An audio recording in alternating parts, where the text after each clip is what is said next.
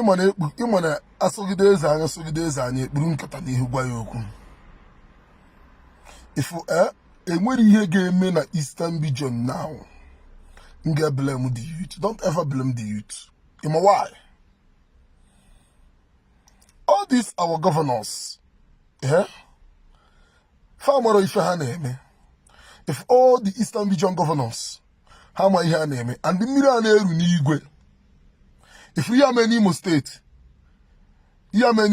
now, people na fear as big deal. Only year, my priest na habawa, boy oko, my state CID over abaroko. Only year to compare him na the guy. If one day, millionaire now, obido zobe na Eastern region, oga mo ona.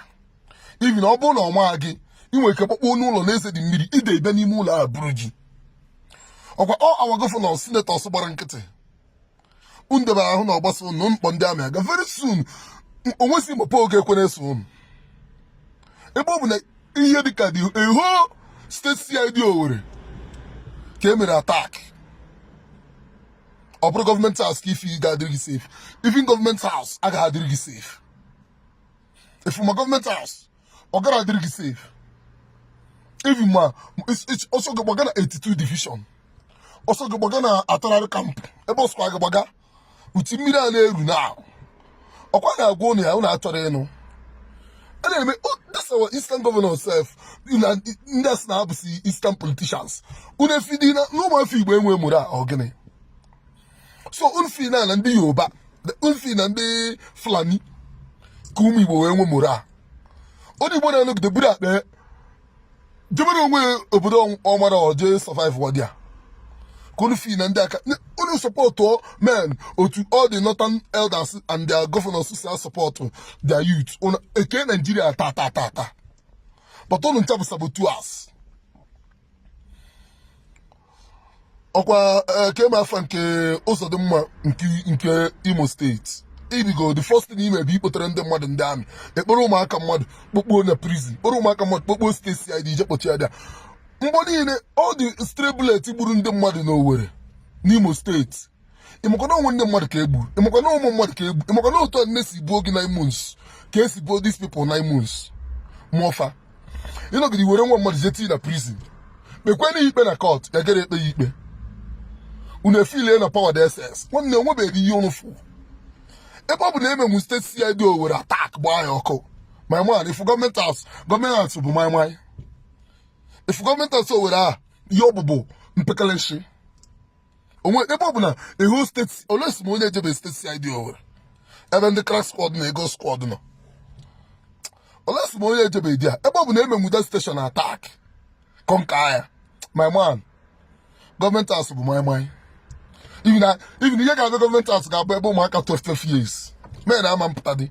Enwere ka ọ bụrụ ụmụ nwaanyị ga-abịa the government house. The earlier the better now. All the Eastern governors, it is time to support your Biafran and Igbo youths. Ada yozigi biko, time eyi unu biko agana. Ichelo mbu nne mbu nogide unu ekporo ndị mmadụ jeti n'ime. Ada unu biko. Ada yozigi biko now. Matthew chapter 11 verse 12 is from the day of John the Baptist till now, the kingdom of God suffers violence, and only the violent men take it by force. We are taking what is rightfully ours by force. Nke a bụ obere ihe na-eme n'Owerri. Even mmiri ejibe dị n'Owerri. Unu na-ekwu na mmiri ezobe. Ihe mee n'Owerri sef bụ. Ihe mee n'Owerri bụ ijiriji. Ijiriji bụ ihe jiri.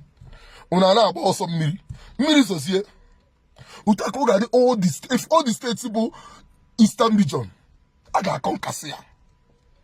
Because all the Eastern governors and all the Eastern senators and all the Eastern spokespersons are Marife. You Marife bụ enwe Boko Haram, enwe bandits, enwe herdsmen. The same northern elders, they get assault to these people, they negotiate with them. But don't want to negotiate with your own people. Una here. Because someone no here.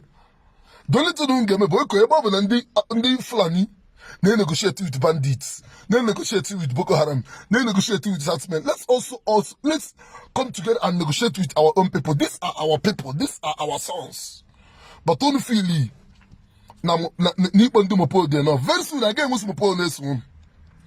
very soon nke road block bụ obere obido from ọkwa bidogo now also there is fire on the mountain run very soon now go a big fire run ndị ara ikporo nwa mmadụ ije tii na prison anọgide stray bullet mgbe esi ebe o si bịa tụọ mma mmadụ ịmụkọ na majority of ụmụaka mkpọ bụ their breadwinners ka ife ịchọ ka atọ Nigeria even ndị nwere mpa nwere mma ịsurvive na afịa ha ahụ ọ bụzie people igbu their breadwinner nwaanyị a na-ere nri mkpọtụ n'ụzọ nwụrụ ebe ọ na-ere akara ka ebe ọ na-ere mama put ọrụ nne mmadụ bụ ya ịma na onye a bụ breadwinner ka esi chọọ ka ụmụ ya survive enwe compensation inye ndị a